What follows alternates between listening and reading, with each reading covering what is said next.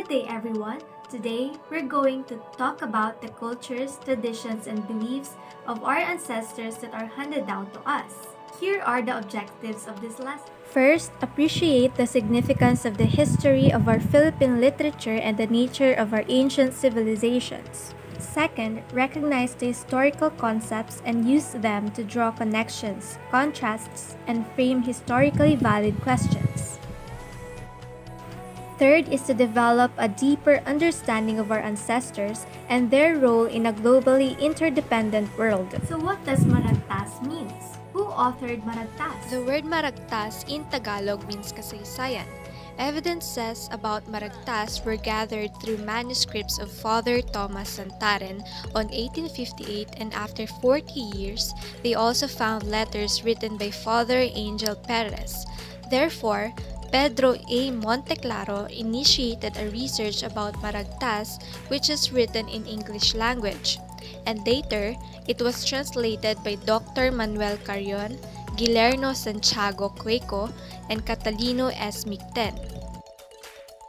Maragtas is about the history of Panay from the first inhabitants and the Bornean immigrants from which they descended to the arrival of the Spaniards. It is authored by Pedro Alcantara Monteclaro and is written in mixed Hiligaynon and Kinaraya languages in Iloilo during 1907.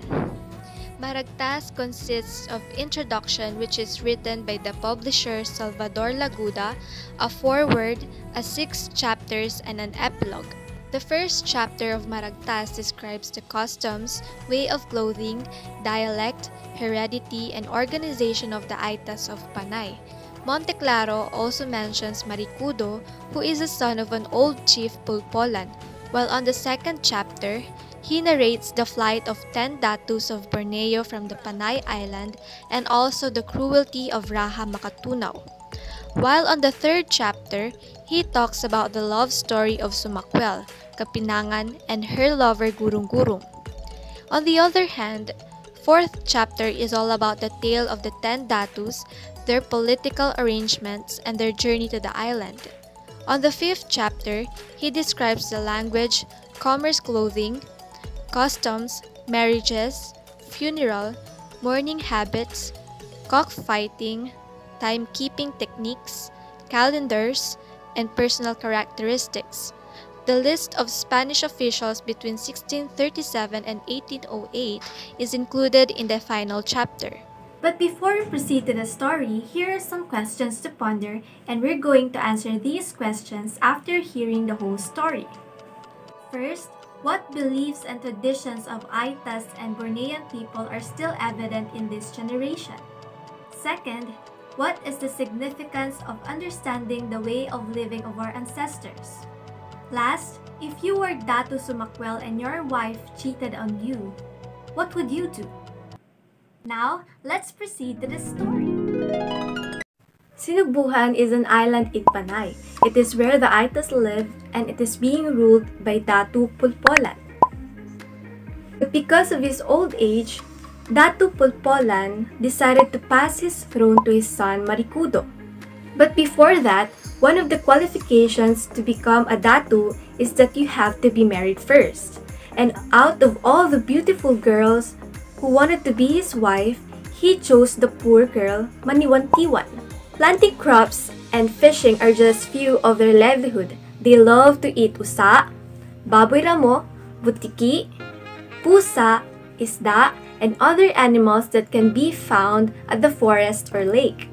Another characteristics of Aetas was that they are not ashamed to walk everywhere even if they're not wearing a single piece of cloth. But not until they were introduced to new things that they started to cover their skins with leaves or animal skins. Aside from that, Aetas also have a very unique tradition of marriage because they let the woman run into the forest, and when the man catches the woman, that woman will be entitled to marry the man. And before the woman give birth to their child, they will go to the mountain together with their husband, and when it rains, the husband will build a small hut or kubo as their temporary shelter, and the child will be named after the nearest tree where the mother gave birth. Another thing is that When they got sick, they offer foods to the spirits because they believe that the spirits are the ones who made them sick. And they believe that if they offer foods to the spirits will be pleased and will help them cure the sickness. On the other hand, when someone died, together with the body, they will also bury one valuable belonging of that person because they believe that the dead will be at sorrow or will keep worrying even in the afterlife if they don't have that valuable thing. But not just that, because they also have a very unique tradition of burying the dead, because the corpse will be put underground in an upright position wearing a salakot for days before they completely bury the dead. And they also believe that the soil where they buried the body will be a good and rich soil which should be planted with seeds. Moreover, the Aetas were also very good-natured. The Datu helped his people in solving his problem, and whoever commits a sin, he will either be buried alive or be thrown out at sea. And those were just some of the beliefs and way of living the Aetas have before the foreigners or the 10 Datus of Borneo came at their island together with the wives as they escaped to their cruel Datu Makatunaw. When the people from Borneo came at the island of Panay, the Aetas were infuriated, but still, the foreigners managed to negotiate to Datu Marikudo. Aetas gave land to the foreigners in exchange for a golden salakot and a tub of gold. The Aetas also prepared a big feast for the foreigners to welcome them, and because of the kindness that they showed towards them, they gave them necklaces, colorful necklaces, and weapons as a gift. Palandog was the name of the land they chose, and according to Datu Puti, a leader from Borneo, the land was already enough for his people to live and survive. When Datu Puti felt that his people are now in good hands, he decided to go back to Borneo because he cannot tolerate the cruelty of Datu Makatunaw anymore. There was also a time when Datu Sumakwel, Datu Dumangsil, and Datu Valenzuela sailed to Luzon, and that voyage was led by Datu Sumakwel. Datu Sumakwel was a very brave and wise Datu. Whoever commits a sin will be punished. Your wrist will be cut off if you stole things, and the lazy people will be sold as a slave. Now, let's talk about the beliefs and traditions of the foreigners or the people from Borneo. The people from Borneo has a god whose name was Bulalakaw.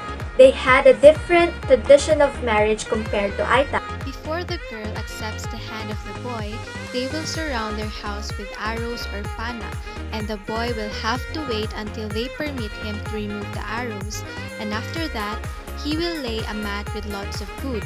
While both sides of the family were talking, the girl must stay hidden inside the house.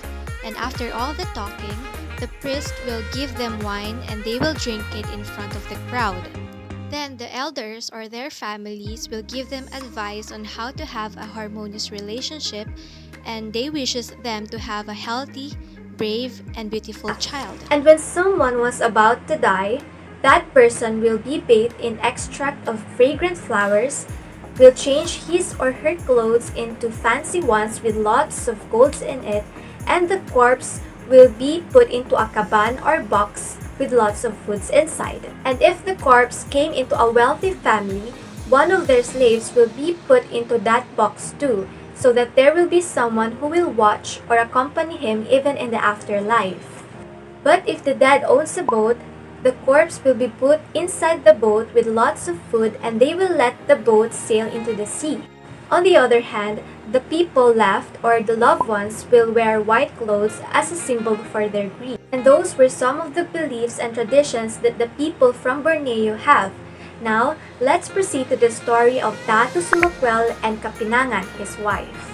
So after years of living at Malandog, Datu Sumakwel decided to go at the top of the mountain to talk to their god Bulalakaw. He asked Gurung to look after his wife and his house. But what Datu Sumakwel did not know is that Kapinangan, his wife, was attracted to Gurung. Upon returning to his home, Datu Sumakwel felt that there's something about his wife that changed.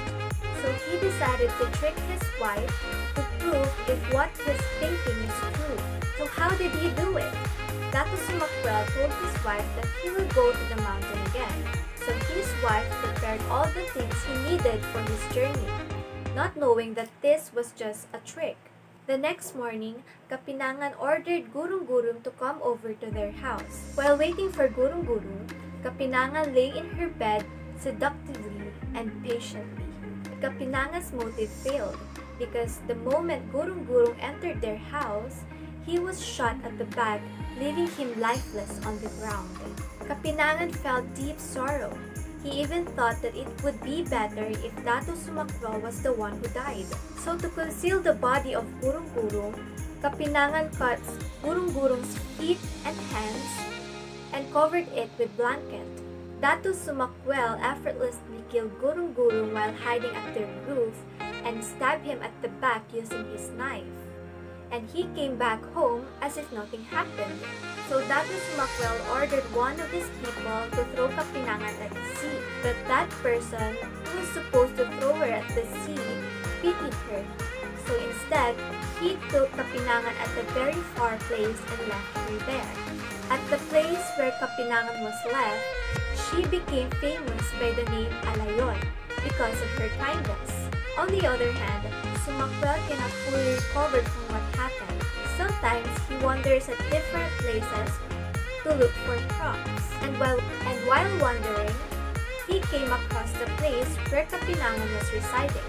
They fell in love once again, but this time, Datu Sumakwel was traumatized.